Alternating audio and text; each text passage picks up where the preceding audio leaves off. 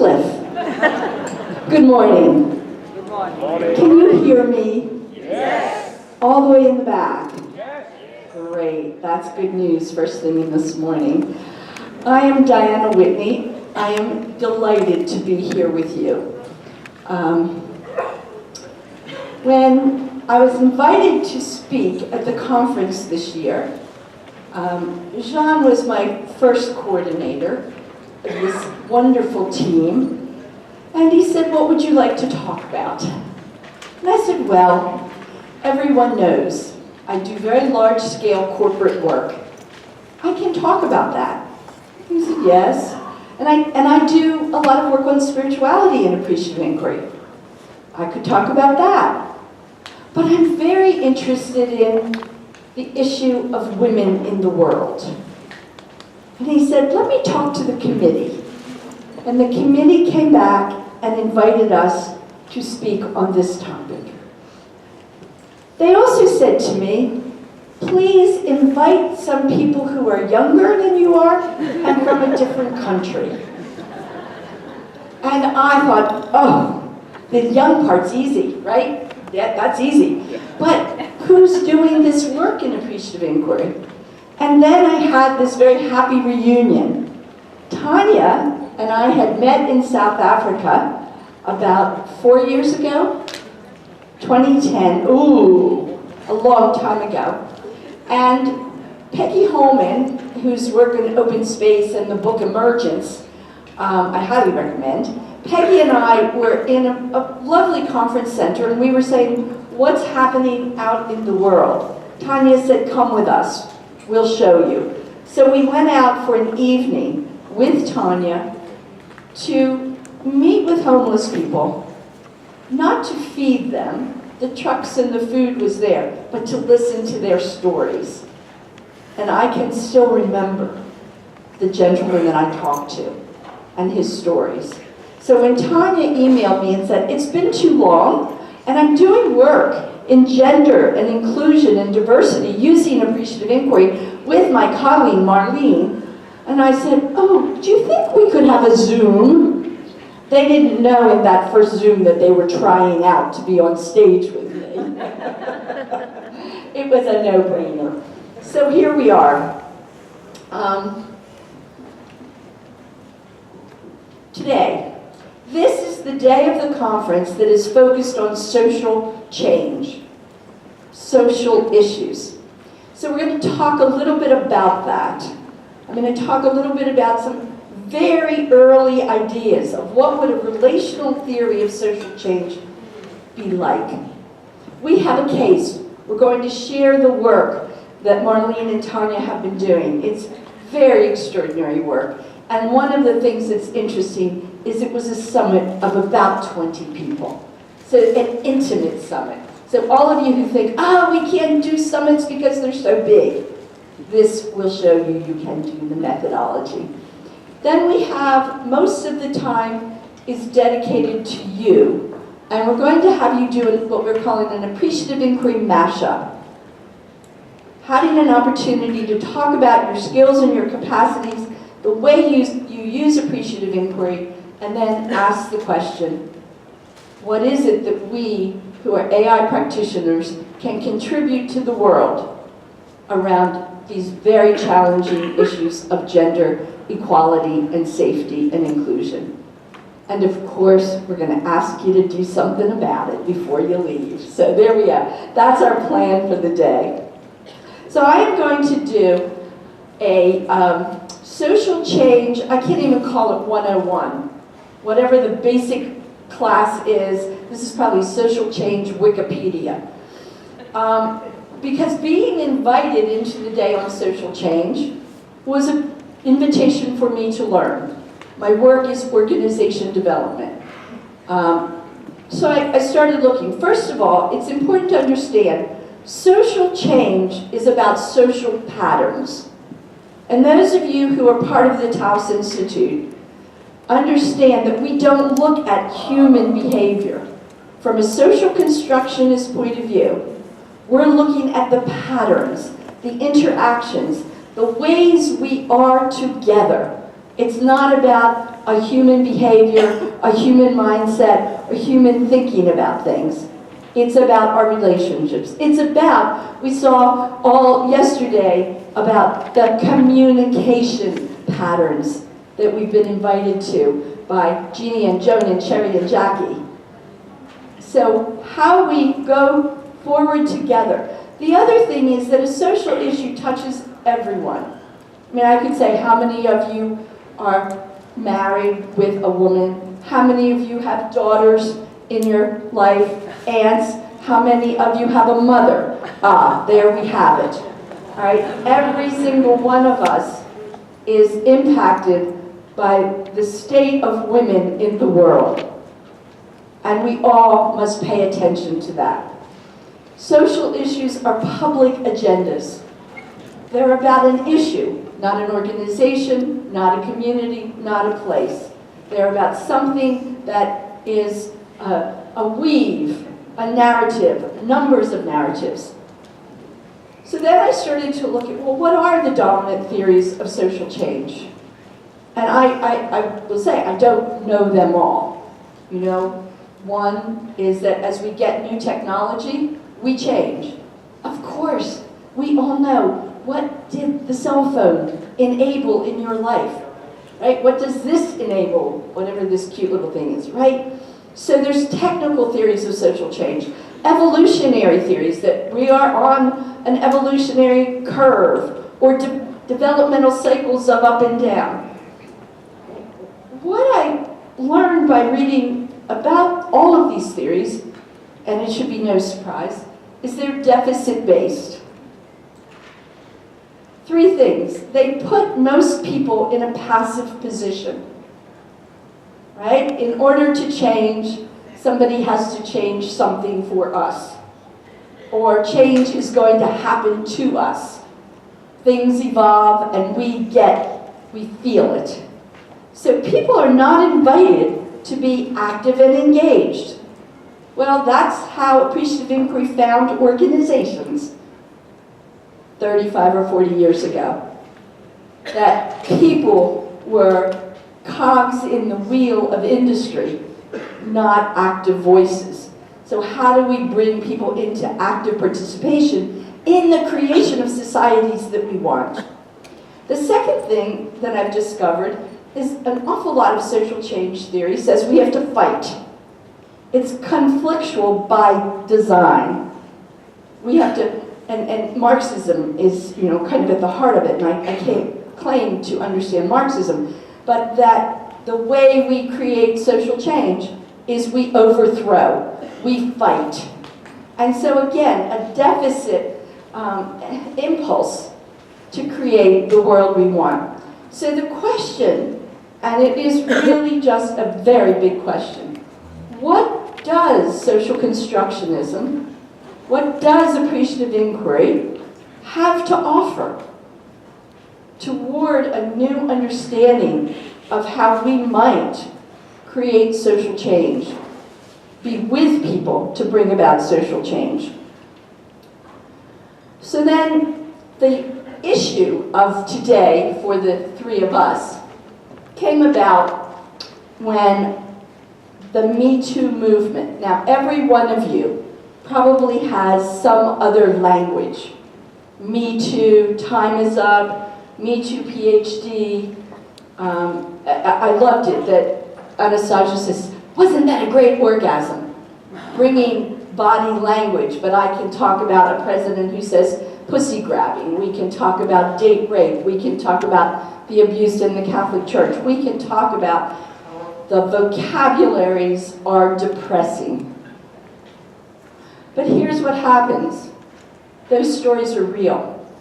People have lived with stories of harm and exclusion in their bodies for so long that as the narrative has changed, as the personal has become public, all of this has come out on the streets, in conversations.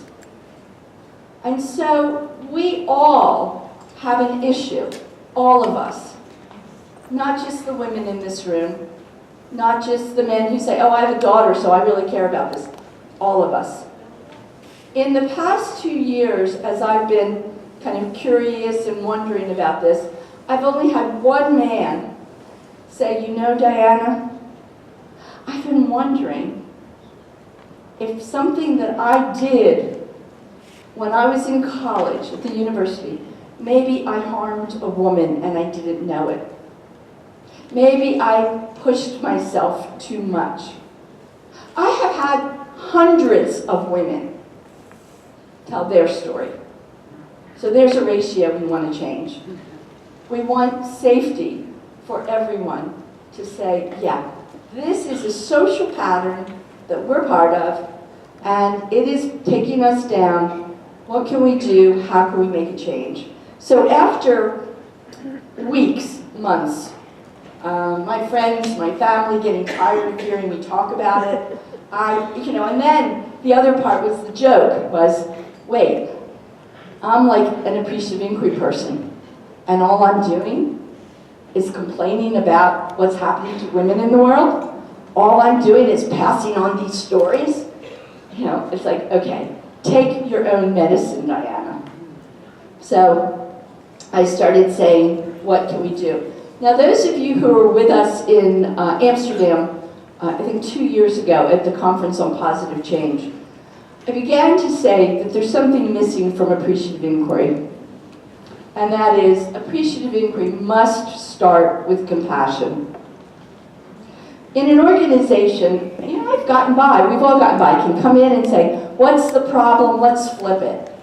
And yeah, we listen to the people who are frustrated or upset. But when we're dealing with a social issue, we've got to look at the work that Jeannie and Joan are doing. And we've got to say, right in the center are the conversations in which we find a way to have compassion. We listen, unconditional listening and acceptance. That pain and suffering, I didn't understand this, the Buddhists say, pain and suffering, it's a part of life. It is a part of life. And in the Me Too movement, the only appropriate response is, I believe you.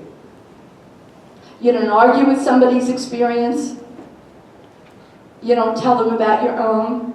You say, I believe you. And that is perhaps the most healing statement that women and men can hear. And in that process of compassion and deep, heartfelt connection comes the name. What is it? And this ties back to what Jackie and Sherry were saying. We name it. And then we flip it. I'm not going to spend a lot of time because we've all been talking about, but we use the acronym Focus Language Intentionally on the Positive. Amanda and I wrote that in the Appreciative Leadership book, which there are still some for sale. But then the question for me was, how in the world do I flip Me Too? I mean, it is like a global octopus with tentacles that reach beyond my understanding. How do I flip it? So what do? Diana goes to books. Well, the books just help me understand the problem more. I really recommend Kate Mann's book called The Logic of Misogyny. It's not about a person, it's about patterns. Cecile Richards, Planned Parenthood, she wrote Troublemakers. Okay, I'm ready to be a troublemaker, but I'm an AI person. How do I do this? Robin Morgan's book. And then I came upon a book that had been sitting in my bookshelf for a long time. Arianna Huffington wrote a book called Thrive. And what she says, it's a kind of simple assumption. We need another metric, another measure of success in society. We know that we measure life by money and power, but we need a third metric called thriving. And her book is filled with ideas of how we develop wellness, wonder, getting closer to AI, well-being, wisdom, and generosity. Now, I do have, an argument with her book. Her citations are 90% men, maybe 10% women. So here I'm drawing from a book. I like the messages in that book. But again, I can't really go there because she hasn't drawn on the wisdom of women. And there are women out there. So I'm tired of reading all the texts that are not only written in the language of he, but only cite the men. Because we want to get important and more important, so we incite other important people. We know how that works. But, fabulous idea, thriving. So, got this idea that, reading a little bit, when women thrive, so too do the world. And as we got doing a lot of research, Marlene showed me all the economics of when women have money, they use it for the community. So there's all these benefits.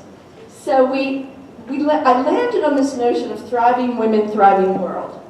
And in one of the sessions yesterday, we were asked, how do you know something is successful?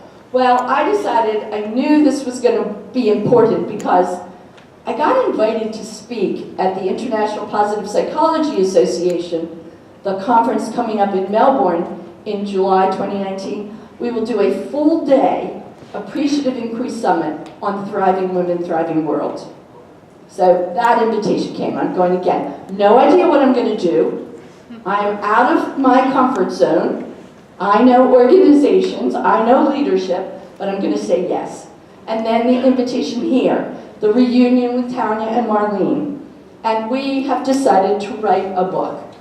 The book is in the hands of the editor and will be out, I'm going to say 2 months, called Thriving Women, Thriving World. So the momentum is there, we're riding the wave in many ways. And then the question is, so what is a relational theory of social change? And as we've been talking, we got together for a week, we wrote, we've wrestled with what should be in the book. The thing that is most common to all of us is relational. For me, it comes from social constructionism. For Marlene and Tanya, it's kind of in their cellular structure, growing up in countries and cultures that are implicitly relational. So here's something I want to put forward. Maslow's hierarchy came back across my desk, and I was looking at it and went, wow, it's all individual. It's called an individual motivation. So I started wondering what was a relational motivation, and then I realized there's something bigger that I want to explore. And I think that there are different ways of connecting and having relational potential. How many of you are connected with me on Facebook, LinkedIn, or Twitter? Yeah, we have a lot of connections. And those connections may enable me to get some information from you or you to get some information. There's certain things that we can do with a connection as our relational potential. How many of you have ever collaborated with me on something? Yeah, another good couple hands full of people. We've done writing, we've done presentations, you've brought me. So collaboration is something we also, another kind of relational potential. There's one that's missing that we have a fabulous example right now. Any of you following what's happening in New Zealand with the Prime Minister? Yeah, Jacinda Ardern, right? Terrible terrorism. She is not giving any word space to the terrorist, who the terrorist is, where they came from, what's happening. She's handling it. All of her energy and her focus and her invitation to society is to care for the families who were affected. So there's a kind of relational potential that we are calling co-caring. And co-caring is when you get to know someone or a people enough to know that when we touch noses, That means something. It means peace. But it's also where you put the relationship as a priority. So Tanya and I have this wonderful love, love, love of each other. And as she says, and we rumble. But our rumbling will never, never be greater than our relationship. The relationship and maintaining the relationship is what is essential. The other part of it is that at this point of co-caring, we might call it co-sharing. We're willing to redistribute power, wealth, authority. Not just be, I'm the person of privilege and I give something to you. That's collaborating. Might even be connecting. But what experiments, what would it look like? This is for you. This is my friend Yvonne, who's been with for 30 years at these conferences, said, I just want one new thing. How can we make co-caring meaningful? How can we say there's ways in our language at the Taos Institute, and Dawn brought it up in our session, how do we be with people? With. Equal but gloriously different is what Alejandra wrote in our book. How do we be gloriously different but equal? And that we really are going to do experiments to question the power, to question the finances, so that we really can have systemic equality. And then we can co-create on top of that. If we co-create, if we think our co-creation is working, and we have not cared for the people, and we have not asked the questions of power, we're just rearranging the deck chairs, or the blue French chairs. So, my challenge is to help us, bring appreciative inquiry, bring co-construction, social construction into social theory. I have no idea what it will look like. I hope that in 10 years from now, we've got some evolved theory. But put co-caring into the world as a set of practices that are different from collaborating, laboring together, coordinating, right? All of the co-words came again from the Industrial Revolution. We want co-words from our heart. And then ultimately, what kind of relationships will allow us to co-thrive, all of us. We're starting with the issues of women, but our book ends with, it's about all of us. So that's the little bit of talk that I'm going to do today. And now I have the tremendous honor to interview these two stunning women, brilliant and beautiful, about the work that they've been doing. So, we're going to put this. Thank you.